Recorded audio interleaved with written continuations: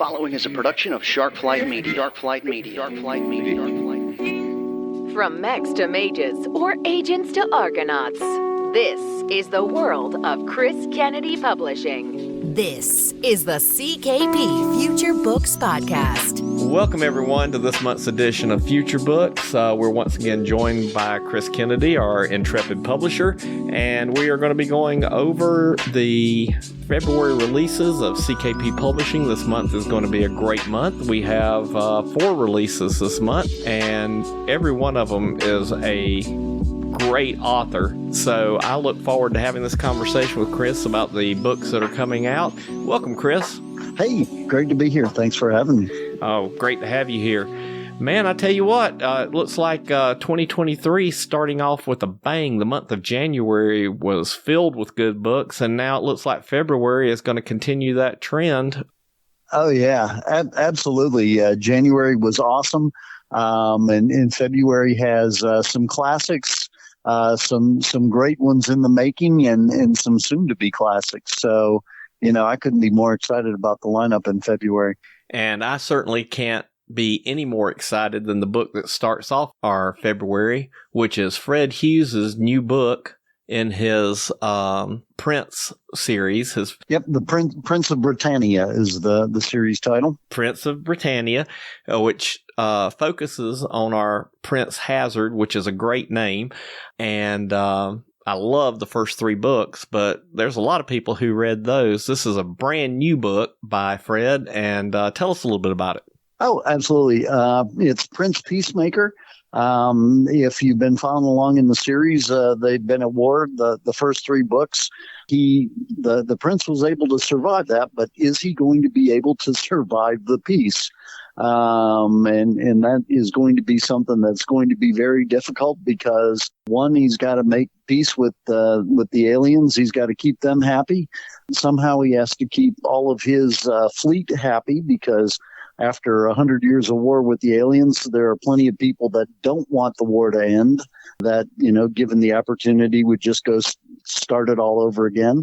And now that the war is over, there are systems that are getting a little restive, and looking at, you know, hey, well, now that the war's over, we really don't need them. So there's lots going on, and the prince is going to have to try and negotiate the whole thing. So we shall see. Well, if it's anything like the other Prince of Britannia books, it's going to be a real nail biter. And I really like the fact that this particular main character, he handles problems the way the Gordian knot was handled.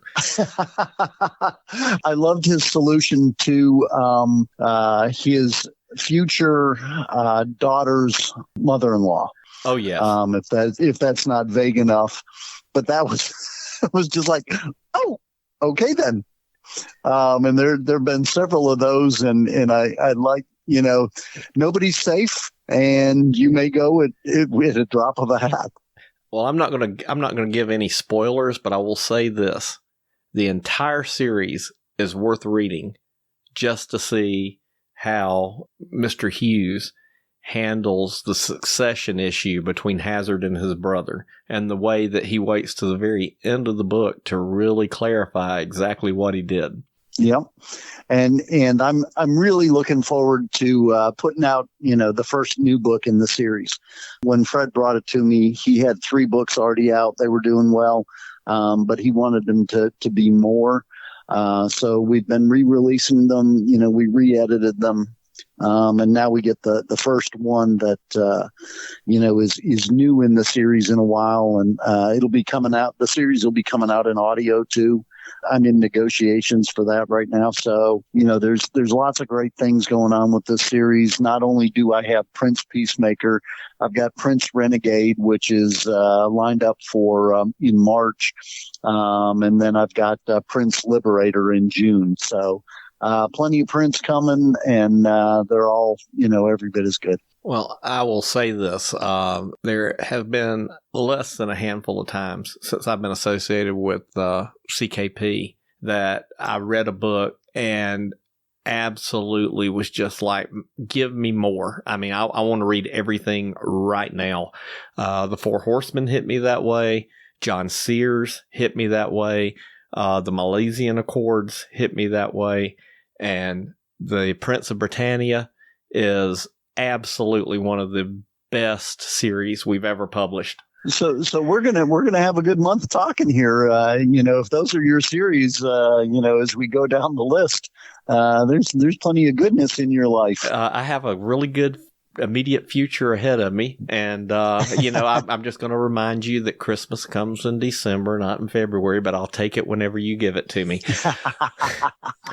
All righty. Now we go from Fred to D.T. Reed, and she is, I would say, our most unique author in the CKP stable. She has written a series so far that is unlike anything in science fiction I have read in 61 years.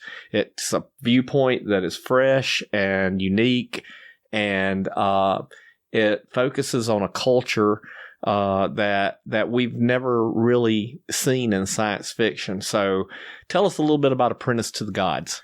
This absolutely. This series has a very American Indian feel to it, which kind of hits me because I am part Native American. And I really, as I said one time toward the end of last year, the second book in the series, which came out in I think November, was my favorite book of the year. That's how good I think the series is. And it hasn't gotten as much critical acclaim yet as I think it should. But, we're looking at things that we can do to expand the audience and really get it out there, because this series really deserves to be read. Like you said, it has a very fresh perspective. And the author, Diane, is really a craftswoman. She does an outstanding job, crafting the characters, crafting everything about it. The whole series is just great. I love it. It's well written. It's well plotted. You can tell that D.T. Reed had a story to tell and had it kind of plotted out across the books before she ever started. And I would say this: if you have a family member who likes to read and has never really been turned on by science fiction, this may be a book that you give to someone, because it is unlike anything that I have read in science fiction in my life. So it may touch somebody in a way that they haven't been touched before by science fiction. Yeah, absolutely. And she retired from the Air Force as a colonel. So she has plenty of military experience, and all of the military stuff is spot on. It is as authentic as something futuristic, sci-fi could be. All the military stuff is spot on, and it gets into a bit of shamanism, which, you don't really see. And, here the main character is the apprentice to the gods. So you can see where it's going. And I'm really looking forward to getting that out. Yeah. And I'll say one more thing, and then we'll go on to the next book. The one thing that's refreshing about this book, even when people have tried to touch subjects like this, whether it be Native American or other cultures, they paint with such a big, garish brush that, what you read is almost clown-like. And the way she writes these particular characters and this culture, the way she puts it, it's just matter of fact. You take it as this is the way it is. Yeah, it's authentic. Yes. Absolutely. Absolutely. Jinx, yeah. All right. And then to get away from Miss Reed, we will go on February 17th to The Never Ever War, which is yet again another one of my very favorite authors, John Siers. I cannot say enough about him either. If you love Lunar Free State, here's you another Lunar Free State. Is this a Lunar Free State novel? And this is another series that started out with another publisher, and he brought it to me, and we were able to really ramp it up, and that's because it's such a great series. He had the first, I think he had 5 done when I got him. He wrote the 6th and 7th when, as we were publishing the first 5. And then there's been a bit of a gap here. And I know I'm ready to jump back in, like, hopefully all the other readers are. This series has had a lot of great success because it's just a great series. It's kind of sci-fi as you like it, with escapism. There's aliens, there's war, there's everything that really checks the block for me. Heroes doing heroic things, which is something that I'm all about. Mm-hmm. And he also promotes the underdog, which I love. Yep. And I will say this for people who like to read books that are visual, that paint movies in your head.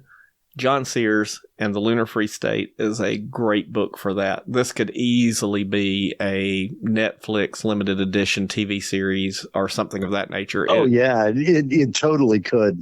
Yeah, that would be awesome. I would love that.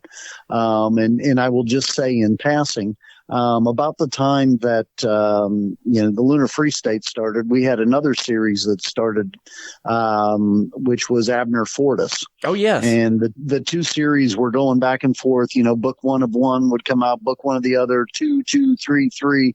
Well, we haven't had one from either of those in a while. We now have 7, number 8. Here in the Lunar Free State coming out, and guess what just showed up on my desk today? And that would be the 8th Abner Fortis. So looking forward to that. I would say Mr. Piot does not want Mr. Siers to get ahead of him. No, I think he does not. So we're looking forward to getting that out as well. Absolutely. And then we're going to end up the month of February on the 24th with Valhalla Awaits. This is yet another one of the Last Marine series books by one of our new favorite authors, William Frisbee. Yeah, absolutely. And this is book number 6, and it's going to complete the first series. He's working on 7, 8, and 9, and I think he's pretty close on 7 and about halfway on 8. So as soon as we get all those, we'll do another rapid release on 7, 8, and 9. This book has what may be my favorite cover of the year. And it's only here, in coming up on February. This is a J. Caleb design cover, and Jake does fantasy incredibly. And he's really good at sci-fi. And some of the ones he does, are just absolutely great, but he feels the fantasy. Fantasy is really his strong point. So when I told him, hey, Jake, we need the same guy that's been on all of the other covers, and we need a dragon, I knew that it was going to be phenomenal, and it totally is. And I could not love this cover any more than I do. And I know the story is going to be absolutely every bit as good. The end of the 5th book probably is one of the best endings of any book that I've read. It's got to at least be in the top 3 all time for me. So if you are going slowly on the series, you need to at least make it through book 5. And you can tell me what you think at the ending of book 5. And if it doesn't make you ready for book 6, then nothing will. The way things work out on these podcasts, you would think that you and I spend a lot of time prepping, but you just gave me a great segue in how I want to end the podcast. We're talking about covers, and we want to let our listeners know that we have added a new device on our covers that is going to make it much easier for you to pick out the CKP books from all the other books that are on Amazon that are ebooks, electronic books. And why don't you tell us a little bit about that? Sure. Actually, right now on the factory floor, all 4 covers that are up at the top of the page all have a little CKP logo in the upper right-hand corner. And from now on, as we're getting art done, we're going to include that, in all of the ebook covers and audiobook covers, so that, when you see that logo, that there's something good inside. And, we had talked about this before you did it. Well, you're being very gracious. You've been chasing me down for a year and a half going, when are you going to do this? Come on. And it's something that has needed to be done for a long time. And Randall's being very gracious in letting me off the hook. But he's been chasing me for a long time to get me to do this, and it was right. And I spent some time trying to, okay, how do I do this and make it look tasteful, but still, make sure everybody knows, where this is coming from. And I think we've hit on it. And I couldn't be any more excited about the way the covers are coming out now. Absolutely. And I want the listeners to know the logo is not there to point at us. The reason behind it is, if you're a CKP fan and you like one of our authors and you've read everything and you're looking for something else to read, we want you to be able to easily differentiate the CKP books from everything else. This is a way, if you see that logo on the cover of a book, you know that it's going to be quality. It's going to be CKP. It's going to be what you're expecting. If you like what we write, this is your way of knowing ahead of time. You don't even have to read the cover, read the blurb. If it's got that logo on the cover, you're probably going to like it. There's quality inside. There's quality inside. Science fiction that never gets old. Absolutely. So that pretty much covers everything that's new in the month of February. That covers the sci-fi. Do we want to make an announcement on the fantasy side? I certainly do, because it's yet again another one of my favorite authors. I've said that about 12 times tonight. We have Hunting the Heart by John Osborne. And for those of you who are not familiar, this is book 4, I believe. Five. The House Between Worlds is 4. Yes, exactly right.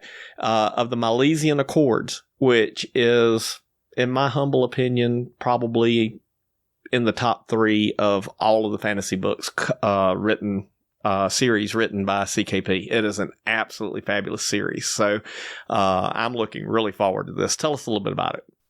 Well, I haven't read it yet, so I can't tell you about it. You can just tell us it's coming.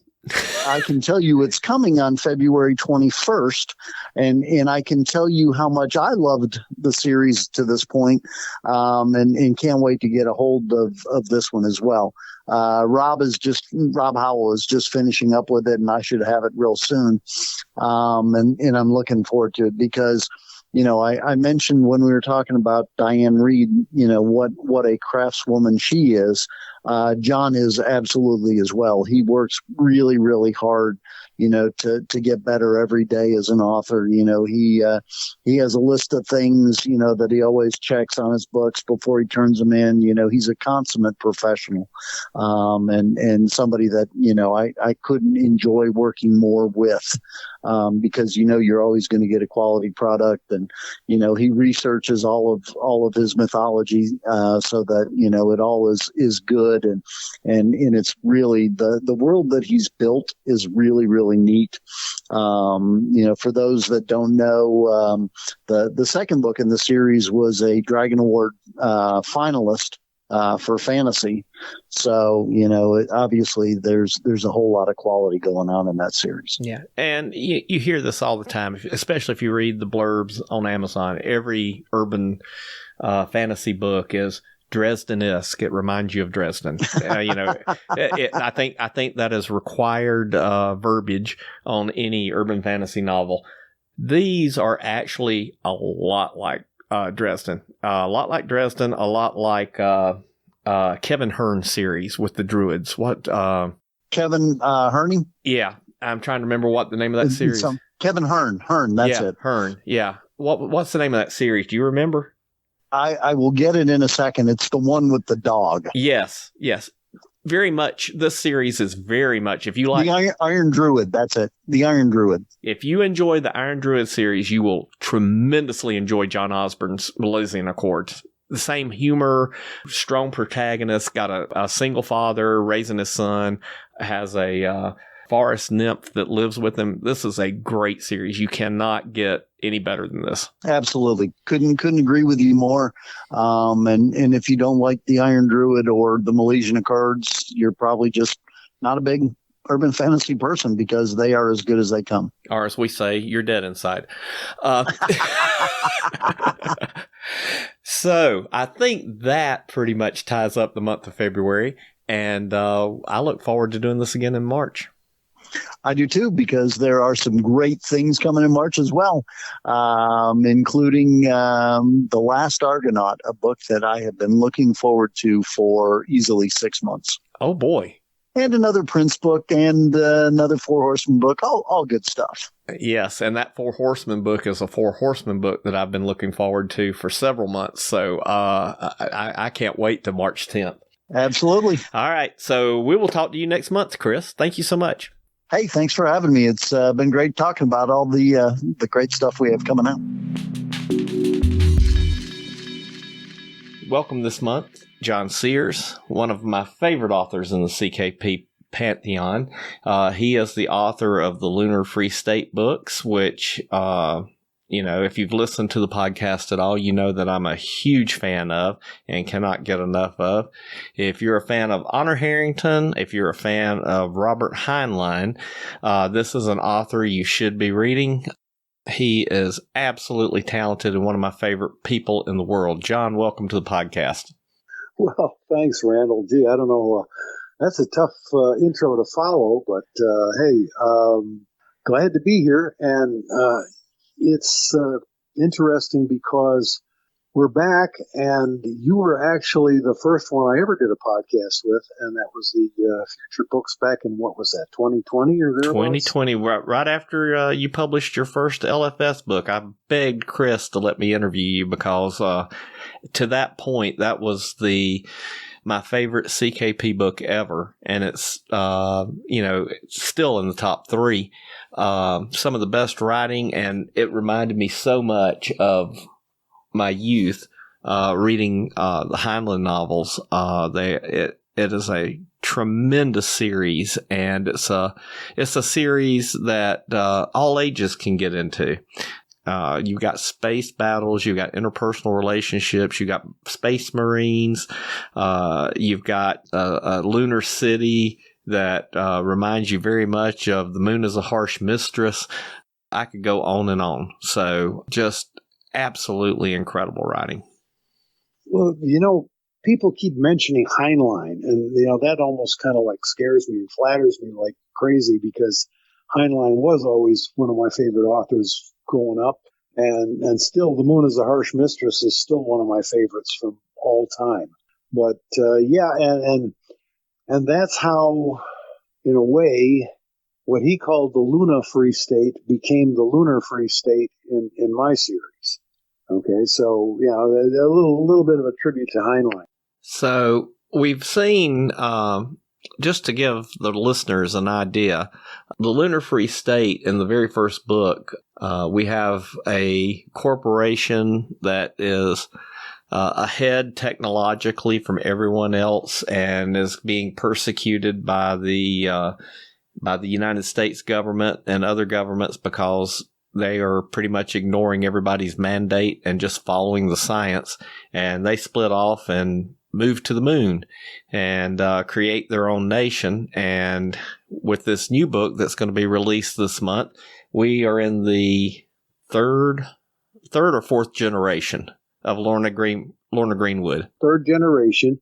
We're seeing the grandchildren of the original characters, and we did spend a little time with the children of the original characters back around book 3 and 4. But this is, we're up to the book that's going to be released in February will be book 8 in the series. And for those who aren't aware of it, the title will be The Never Ever War. And I honestly, when I started this project, I never thought I'd get beyond book 3. And now we're up to 8, and I'm about 40,000 words into book 9 right now. And I'm loving every minute of it. And as we were talking off air, this universe that you've created is so expansive and has so many moving parts. If you wanted to, you could certainly invite other authors into your sandbox and have plenty of room where you didn't bump elbows. You have so many good characters. For those who haven't read the book, all of the main ships of the Lunar Free States are run, controlled, inhabited by artificial intelligences, which the Lunar Free State is the only place in the world that can create an AI. And so they are full-fledged characters in and of themselves and have their own really distinct personalities. Yeah, and along those lines, I mentioned to Chris Kennedy something about an anthology. And at that point, he was a little scared. He said, "Wait a minute, you're not involving other authors." And I said, "No, these are all going to be short stories that I've written. And the tentative title for this one will be The Seven Sisters, which refers to the 7 AIs of the lunar battle cruisers. And actually, there are 8, but one of them is not a sister. One of them is the mother, and that's Valkyrie. They all consider Valkyrie to be their mother." Right. And you explained in this book for the first time, in the book that's coming out, which I've had the opportunity to read, that the Lunar Free States, for all intents and purposes, have lost the ability to create AIs. Only an AI can create an AI. Right. Only the AIs know how to. It's not so much a question of creating them as far as building the hardware. Yeah, but to ensoul them, I guess. Educating them and bring them to life. That only the AIs know how to do that. And they have refused all demands from Lunar Command to explain how they do it. So, yeah, that's something. So it's a great trope. Yeah, there's a bunch of different ways that you could go with that and have some really interesting stories. Well, as I say, I've got about 4 of them done so far, 4 of the 7 sisters, and to make it a full, say 10 or 12 story book, I'll probably throw in at least 1 story each for the male AIs, which would be Mike of Lunar Command, and Lewis, who runs Transluna Station. But that should be worthy of a whole anthology by itself. So why don't you for our listeners, why don't you give us a little synopsis of this new book that's coming out? What has happened and where are we going? What do we see when we open the book and start reading? Okay, well, what we're going to find is that the lizards, the Akara, who have long been friends of the Lunar Free State, have contacted the LFS to advise that, hey, we have this planet that's kind of in our domain, and we thought maybe we'd better tell you about it because there is an indigenous human population on this planet. Now, we want to do mining there, and we want to do a whole bunch of other things there, but we'd kind of like you to look it over to make sure that we're not exploiting this population in any way that's going to upset the Lunar Free State, right? So from there, it becomes an examination of the planet, and when they go out there, they discover something really unusual, disturbing, if you want to call it. The humans on that particular planet are the survivors or the descendants of the survivors of a nuclear war. So we take it from there. They say, okay, yeah, the lizards can administer the planet, but we want to come out here and we want to contact these humans and study them and find out what's going on and find out more about them. Well, okay. They do that, and of course, the Confederacy of Nations, their old nemesis back on Earth, finds out what they're doing and we have the setup for a conflict. So that's going to be the basis for the Never Ever War. And of course, what I've been tending to do lately, and I can't help myself, I just tend to do this, there's going to be two storylines running. We can't neglect what's happening in the other parts of the LFS universe. And so there's going to be some stuff going on planet Titana also, which of course is the feudal monarchy of King Arn. And again, there's going to be a conflict with the Confeds because they want to get into that planet and begin to exploit it in the way they like to do things, whereas the Lunar Free State is bound and determined to prevent them from doing so. So we've got two separate storylines, both of which kind of converge and get resolved by the end. So, as usual, I try to write every one of these things as a standalone novel, so somebody can pick it up and read a story from one end to the other and not be left hanging. I hate hangers. I hate when authors do that to me. And you do an excellent job with that. And for those of you who have read some of the Lunar Free State, when he says that he closes each novel so that it's its own complete story, at the end of this novel, there is some restructuring of the characters that I found made me feel good because of the fact that it was a sign of completion. We have now completed at least one full circle at the end of this book. Well, yeah, and what I've done, and this basically kind of something you recommended back when, I've kind of slowed down. Well, you were going to run out of time. Yeah, moving through the universe, I kind of slowed down a bit so that we're not jumping ahead 10 years with each novel. We're putting a couple of months in between and picking up where the other one left off. But these characters are advancing; they're moving ahead. They're moving up in the ranks of the LFS Navy and Marines, and so we close this one with another set of well done by these characters, and therefore I think we're going to move them up, and they'll be moved up and promoted to be ready for the next novel. So there you go. So this novel gets released February 17th. February 17th. So what's the tentative date for the one after that? Do you have one yet? Summer? Depends on how quickly I can finish it. But I'd like to actually have it done by, and to Chris at least, for the preliminary screenings and whatever, by the time this one comes out. Which, if he's running typically 3-4 months behind, then we could probably see it maybe September or somewhere around there. Yeah, that would be wonderful. The two series that I can't get enough of is yours and the Four Horsemen, and I've added a third now, Fred Hughes' new series. So, anytime any of those three come out, I just immediately drop what I'm doing and read what's been released.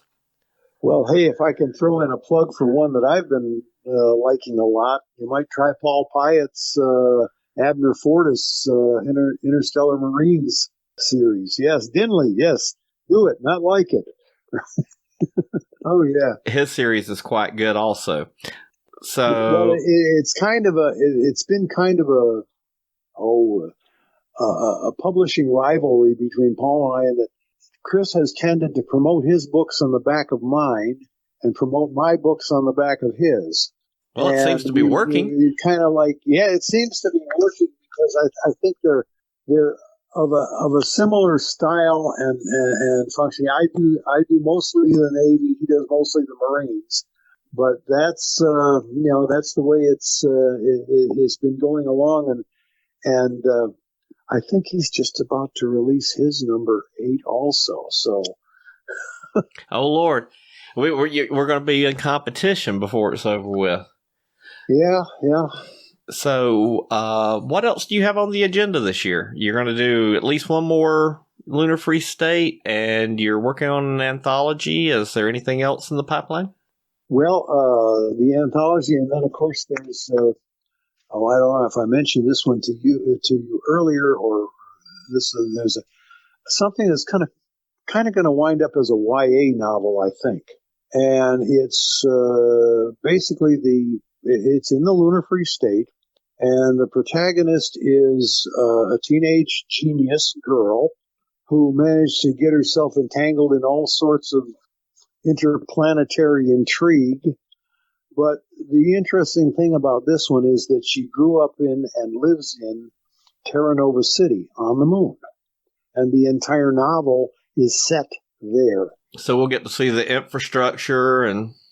This is probably going to be the first really good look that Lunar Free State fans get at the lunar capital city and how it's built and how people live up there, and the differences between living on the moon and living on Earth, right? One simple example, she's at one point serving as a tour guide for some earthworm, as they call them, tourists. And she's explaining to them that lunar standard time is the same as Pacific time on Earth. And they're saying, well, okay, but then over there on the other side of the moon, you must be 24 hours, 12 hours out of sequence. And she says, no, we don't have any time zones on the moon. And there's no need for time zones because sunrise and sunset are calendar events for us, not time. But, things like that. But I think that the LFS fans will find it interesting to find out how the ordinary person, the ordinary lunar citizen civilian, lives on the moon.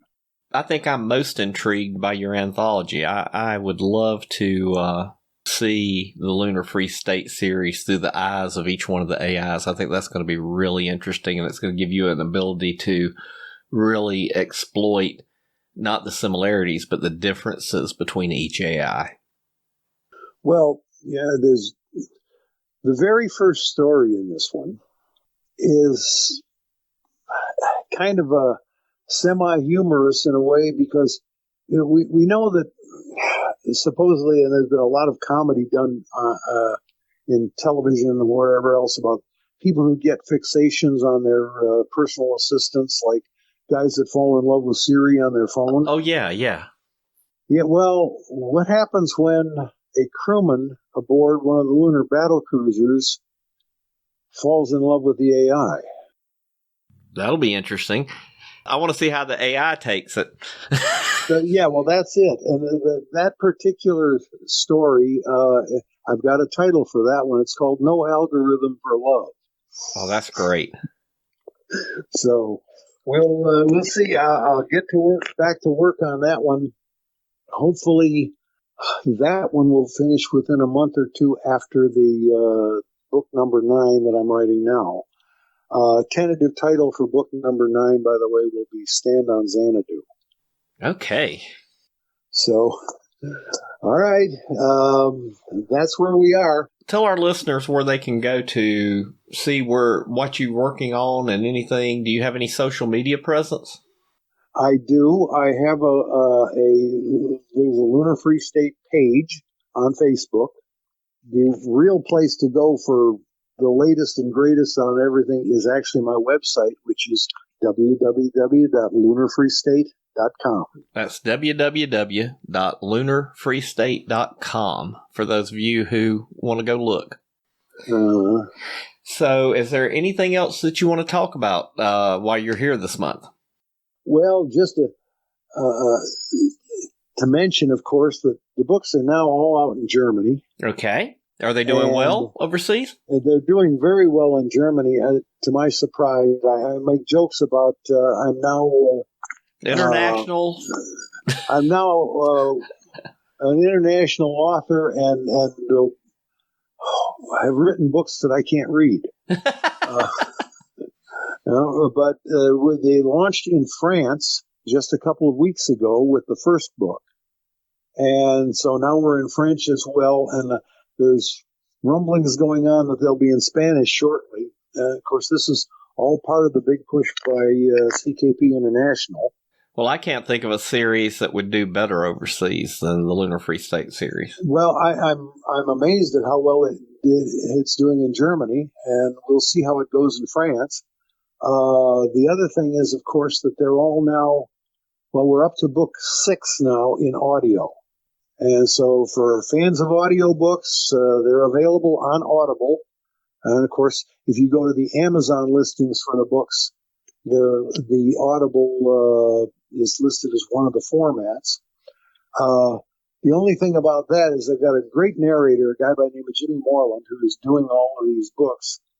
But if I get to that one YA novel, there's going to be a problem because it's the first one I've ever written in first person, and the first person is a teenage girl.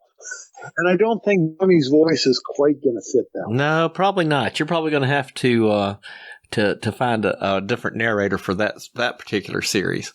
Probably so.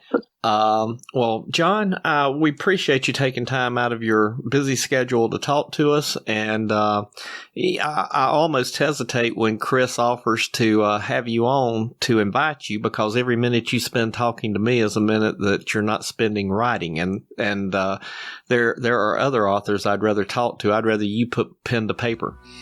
Well, I'll be back to doing that as soon as we get off. So. All right. So we look forward to talking to you again, hopefully in a few months when that next LFS book or when the Seven Sisters come out. And as usual, we just want to thank you and tell you that it's been a wonderful conversation. Hey, great talking to you again, Randall, and we'll talk again soon. Thank you so much.